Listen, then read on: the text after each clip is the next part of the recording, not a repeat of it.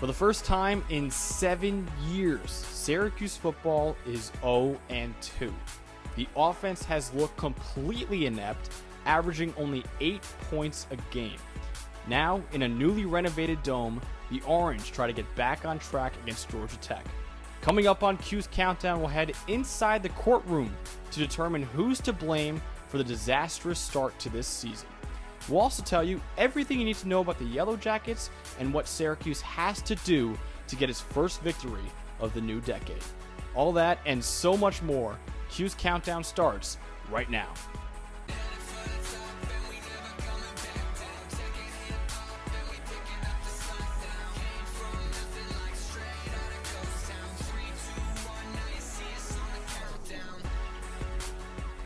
Welcome inside the CitrusTV studio for another edition of Cuse Countdown. I'm your host, Max Chaddock, with my analysts across the room, John Dales and Calvin Cristoforo. Guys, I want to ask you real quick, where were you in 2013? Well, I was in my 6th grade math class causing all sorts of problems. Well, John, I didn't struggle with math, but I was winning my second straight Little League state championship at 11 years old. Hold up. 2 straight 11-year-old state championships? Well, you see, John, how it goes is you win it as a 10-year-old, and then you win it as an 11-year-old. I won at both Soccer All-Stars. Look us up. Are you guys done?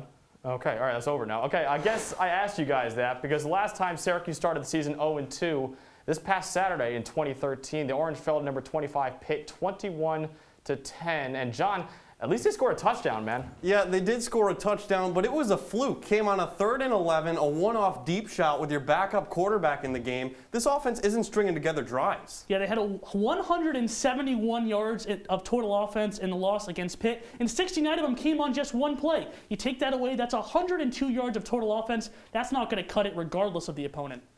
So we know the final score, 21-10. Let's dive deeper on some of the key numbers that led to that result. First off, the number 7. Lucky for most people, not for Tommy DeVito. That's the number of times Pitt sacked him on Saturday. Now you may be saying to yourself, listen, Max, Pitt's got an outstanding pass rush. You know what? Fine, I'll give you that.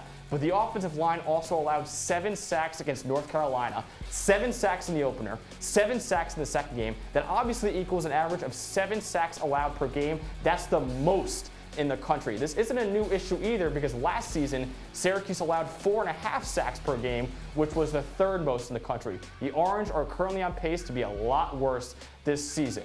Syracuse has allowed 14 sacks in 2 weeks. Speaking of 14, that was percentage of 3rd downs the Orange converted on Saturday.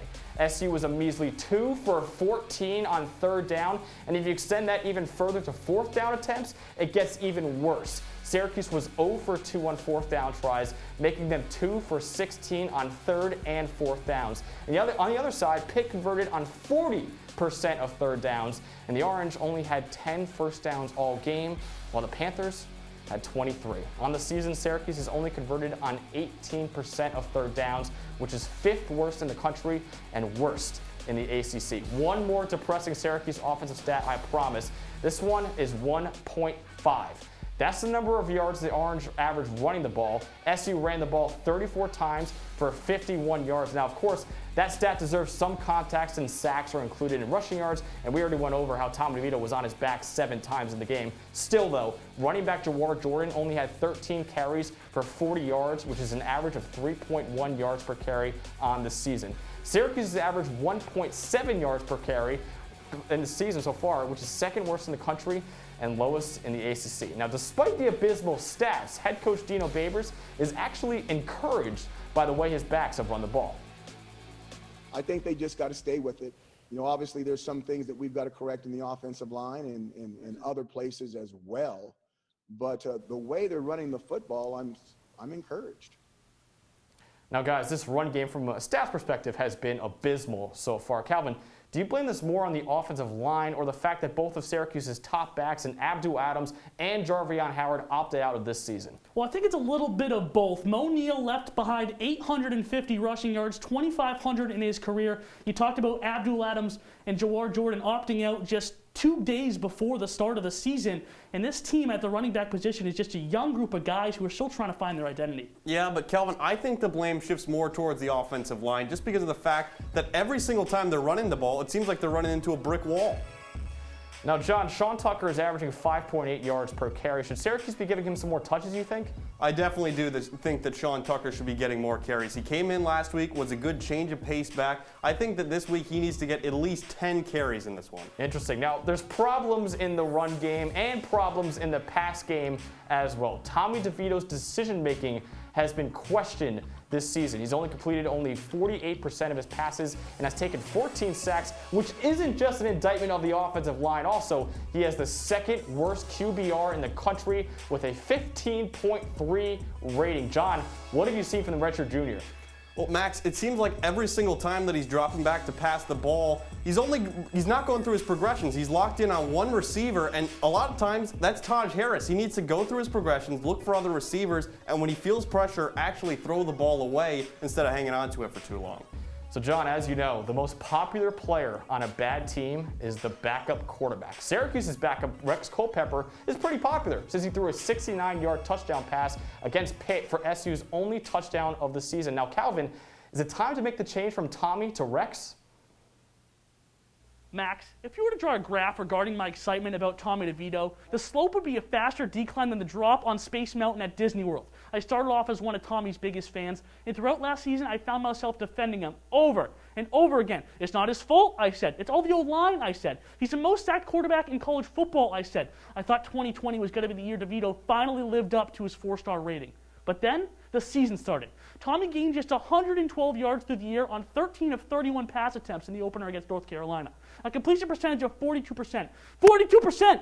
The worst in his career when attempting more than 25 passes. But I said, hey, look, North Carolina had the second best defense against the pass in the ACC last season. Let's see how he does against a weaker Pitt secondary. Well, you want to know how he did? Even worse! A measly 32 yards through the air this time, and once again, no touchdowns. Come on, Tommy. Rex Culpepper comes in the game. It takes him all but 2 plays to find the end zone on a 69-yard strike. I'm sick of the excuses now. Yeah, he's been sacked 14 times in 2 games, but that's all his fault. He waits way too long in the pocket and just lets it collapse around him, not using his legs that I hear so much about, even though I haven't seen him effective on a consistent basis. I'm sick of this guy being handed the starting job every week. I'm ready for a change at the quarterback position. Clayton Loach outplayed this guy every time he was on the field last season, and it won't take much for Rex Culpepper to do the same. Get him off the field and get him on the sideline. That's what will help this team out the most. Calvin, you have me about to run through a brick wall. All right, that's enough on Syracuse. Let's learn more about its next opponent, Georgia Tech.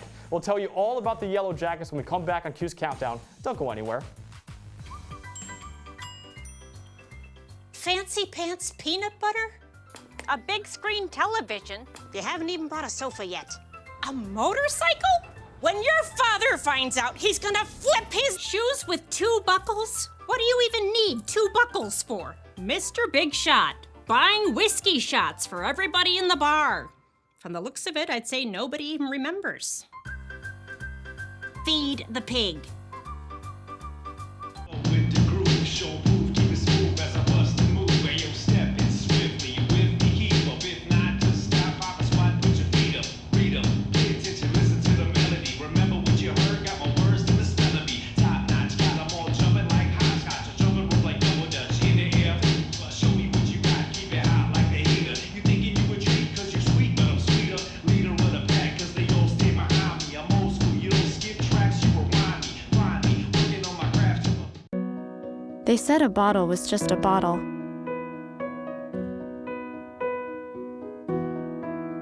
That no one would ever notice me.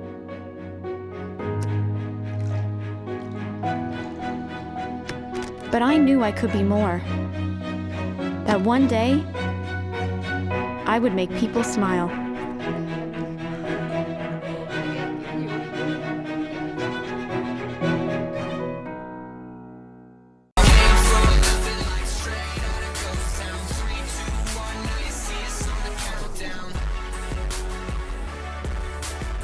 Welcome back to Cuse Countdown. I'm Max Chadwick alongside John Dales and Calvin Cristoforo. Guys, let's learn more about Syracuse's next opponent, Georgia Tech. Let's start with their head man, Jeff Collins. John, the patented Georgia Tech triple option offense, is no more.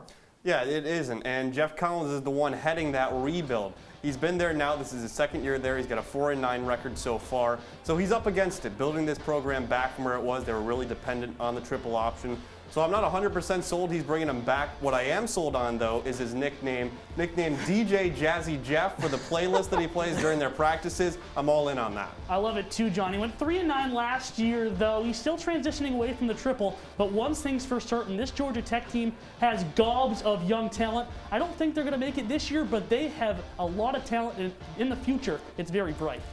Let's go to the other DJ Jazzy Jeff on Georgia Tech. That's quarterback Jeff Sims. Calvin, tell me about the true freshman. He turned a lot of heads in his first couple starts as the head man at Georgia Tech, the 4-star recruit out of Jacksonville, Florida, the 13th highest rated recruit in Georgia Tech history. Ooh. He has made some rookie mistakes, but this guy's got a lot of upside. Yeah, Sims is a dual threat quarterback. Simply put, he is fast. He makes plays with his arms, but also his legs. Yeah, Calvin, like you said, he makes some freshman mistakes, but he's also this team's most dynamic player on their roster. Let's move on to the defense now and talk about junior linebacker Quez Jackson. John, this guy has a nose for the football. He does, and he took a massive step forward last year. He was a reserve for most of the season, ended up starting the last 5 games, followed the lead of David Curry, who was a redshirt junior last year. But this year, Quez Jackson stepping into the spotlight. He's got 18 tackles through 2 games, and he had an interception against Florida State. All you need to know about this guy is in high school, this guy's nickname was Headhunter. At 6'1", 225 pounds, this guy's a beast who plays downhill at 1 speed, and that is fast. Man, I love the nicknames right now. Finally, let's talk about junior safety Wanye Thomas. Calvin, he looks like one of the best safeties in the ACC. What's his nickname, do you think? I don't have a nickname for him, but I can tell you he is one of the top safeties in the ACC. 60 tackles and an interception last year, and you have to worry about far more than just the defense for this guy, 2018 freshman All-American kick returner. Yeah, Wanye Thomas, we already know about the good safeties on Syracuse.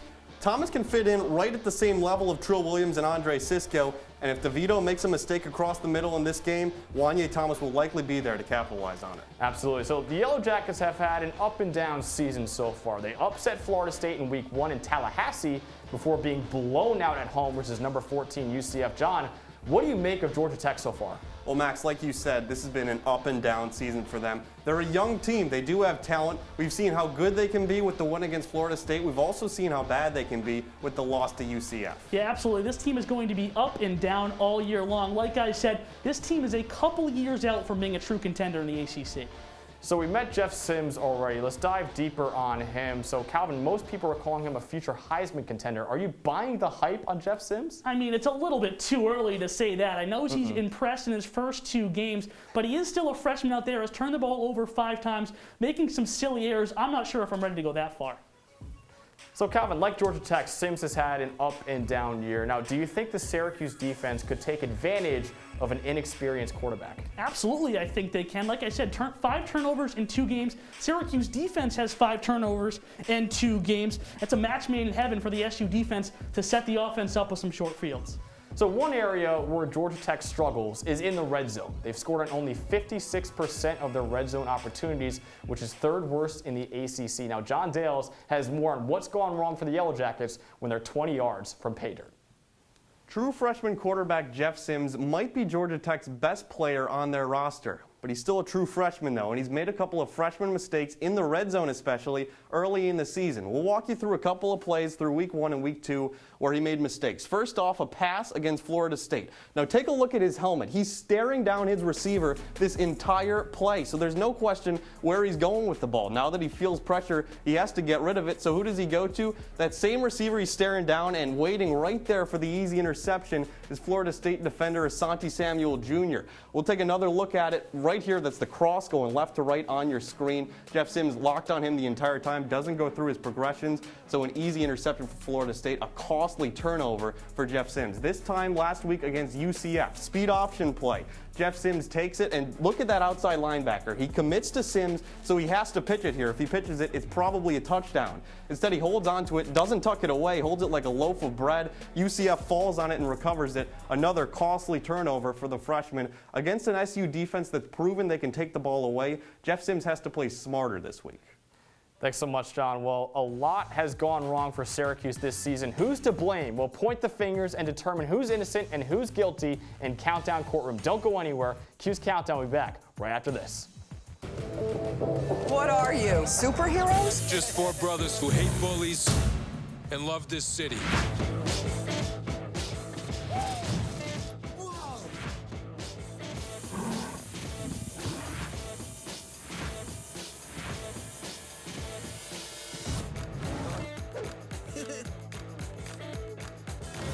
Gear up, guys.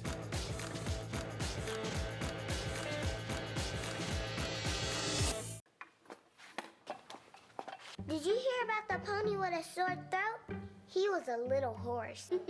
Can I tell you a cat joke? Just kidding.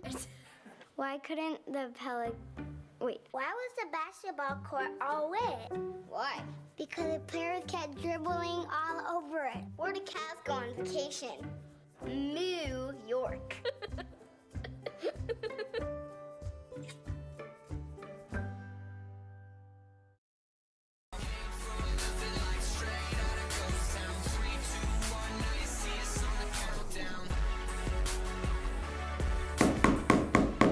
All rise. I'm the Honorable Judge Max Chadwick, presiding over two rookie lawyers in John Dales and Calvin Cristoforo. Gentlemen, it is time for Countdown Courtroom. With Syracuse's 0-2 start, everyone wants to point fingers and know who's to blame. So guys, I will present a case to you, and you two will be my lawyers and argue the case to me, and I'll determine a winner. You guys ready? Yep. I'm born ready.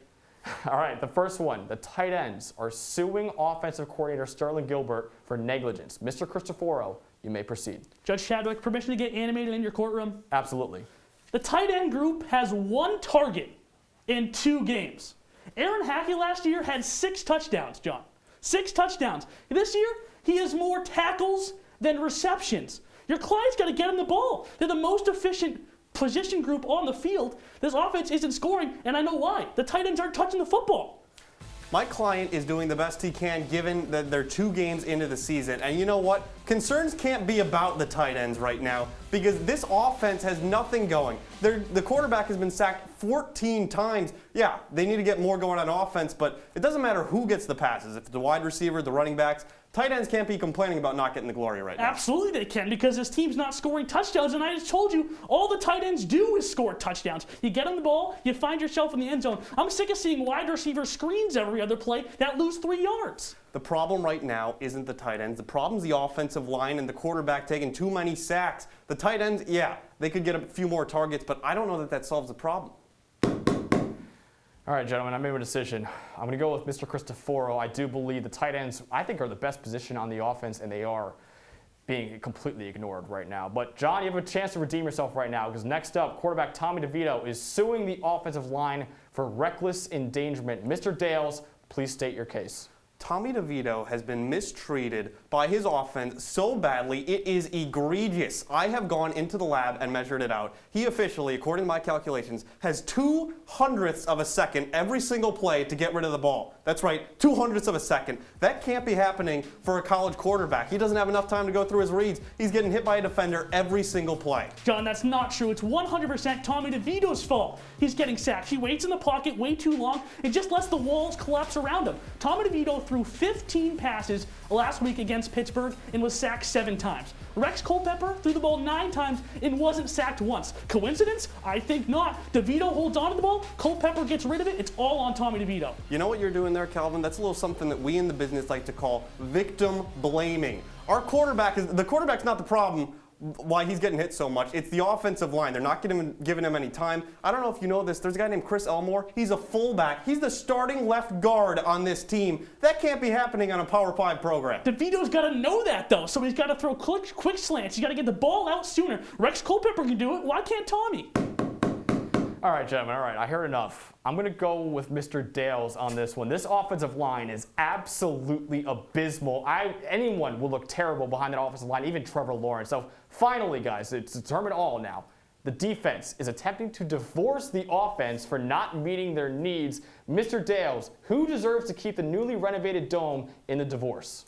Well, Max, it's pretty easy. It's the defense. They're the only ones that have kept this team in any game so far this year, and in both games, it's been the exact same story. The defense does their job. They do more than their job. They get turnovers. They keep this team in it to halftime. They keep them in it through the third quarter, and then you know what happens? They get tired because they're constantly on the field. This offense that they have gets 3 and out after 3 and out, and as it gets to the end of the game, the defense just doesn't have their legs under them anymore. Don't give me this tired stuff. That's what conditioning is for. You play the first quarter just as hard as you play the fourth quarter. Sure, the defense has been good this year, but they're not doing nearly enough. They have to know that the offense is a weaker spot. They got to know that they're struggling. They have to set them up more. They've given up 52 points in 2 games. You can't expect a young offense like Syracuse to stay up with that. You're talking to me about points. Do you know that Syracuse's offense is averaging 8 points per game? That can't happen. Their only touchdown came on a one-off 3rd and 11 pass to Taj Harris. Are you kidding me, Calvin? I mean, they need to get time to grow. The defense is giving up more points than they can live with. They have to be able to score, okay? But the defense is giving up way too many points. I've heard enough, gentlemen. It was tough. Calvin, you really fought your hardest. 2 rookie lawyers, you guys were both excellent. I'm going to go with Mr. Dales, though, because this defense is being abandoned by this offense, and the offense can't do anything. I agree with you, John. This defense is not getting any help right now. So congratulations to you, John. And that'll do it for Countdown Courtroom. Coming up on Cuse Countdown, we speak to Georgia Tech play-by-play man Andy Demetra on what to look out for on Saturday. And finally, we'll tell you our predictions for Saturday. Don't go anywhere.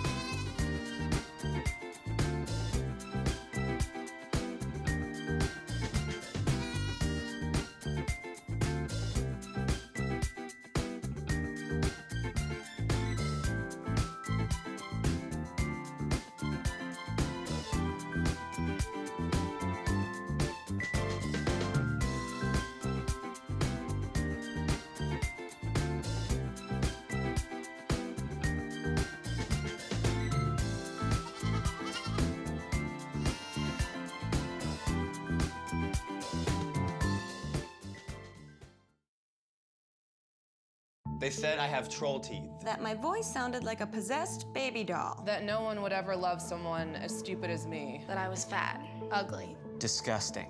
The effect of bullying is potent. We will no longer be the silent majority. Now, when you see online bullying, there's something you can do about it. We're gonna take action with the I. I am a witness. I am a witness. I am a witness. I am a witness. I am a witness, and so are you.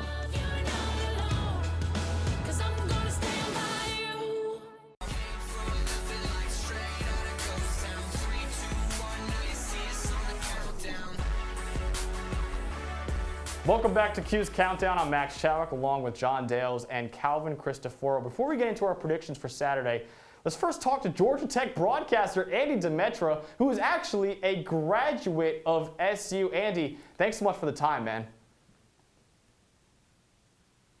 Thanks for having me. Great we could be talking some football. Absolutely. So are there any players on Georgia Tech that went under the radar in the first couple weeks that could break out and surprise us against the Orange? Boy, breakout performances. Offensively, everybody knows about Jeff Sims, our true freshman quarterback, and Jahmyr Gibbs, who was ACC Rookie of the Week this week. So back-to-back weeks, the Georgia Tech has taken home the ACC Rookie of the Week award. If you're looking for a playmaker who's had a quiet start to the season, who might be liable to erupt on Saturday, I'd go with Amarian Brown, who's Georgia Tech's sophomore slot receiver. He is an absolute burner. Last year, he tied Calvin Johnson's school record for touchdown receptions by a true freshman. He was the one guy that they would send on a go route, and they'd take the top off of a defense. They haven't been able to break open a huge pass play with Amarian Brown yet this year, but that was an ever-lurking threat last season. And so I know they're itching to connect one between Jeff Sims and Amarian Brown. He's the guy that might be flying a little under the radar to begin the year, but who I would be very surprised if Georgia Tech didn't target for a chunk play on Saturday. Andy, what is this team's ceiling, and how far away is this team from becoming a true ACC contender?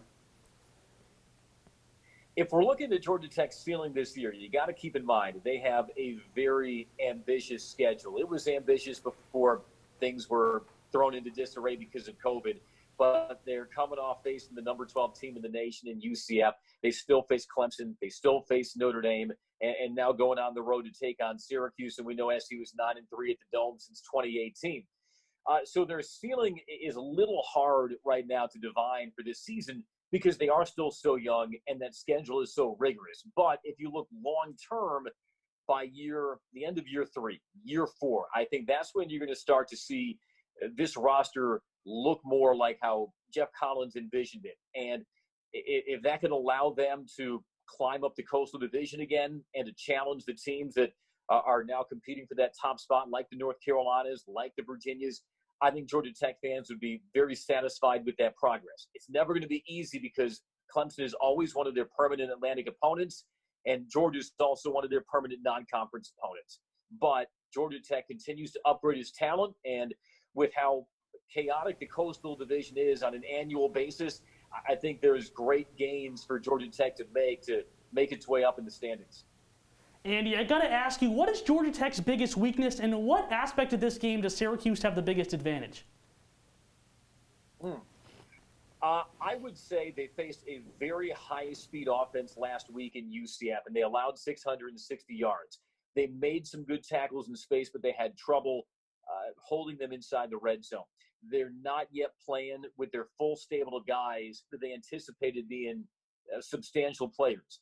They don't separate between starters and backups, but if you want to go that route, they've basically been without 3 would-be starters this season.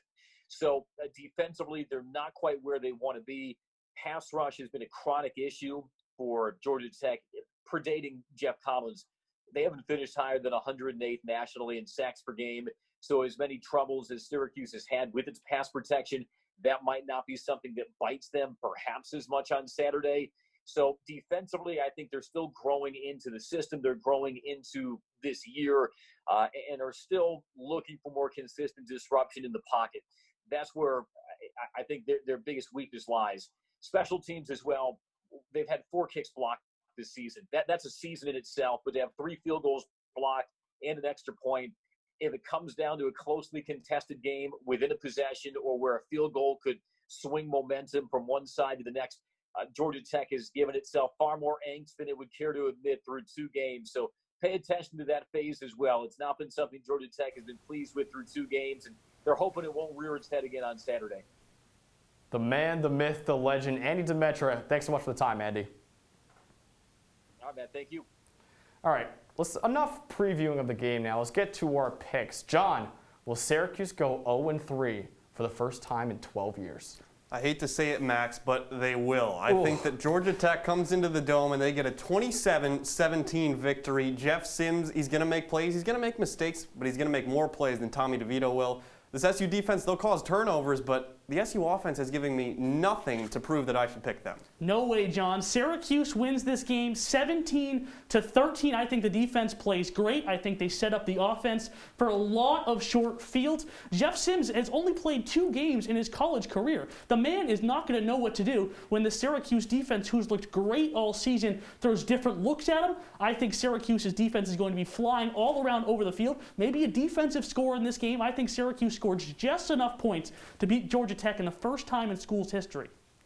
Guys, Calvin, I'm going to agree with you here. It's Cuse countdown for a reason, man. I'm going 17-14 SU. It's a newly renovated dome. They're going to christen the dome with a victory. And you know what? This offense, they're going to do enough. They're going to do enough. And the defense is really, really good with one of the best secondaries, in my opinion, in the ACC with Andre Cisco. Looks like a projected first-round draft pick, which will be a sight that we haven't seen in a while, guys. So listen, this game is one of the biggest games of the season, in my opinion. You guys think the same way?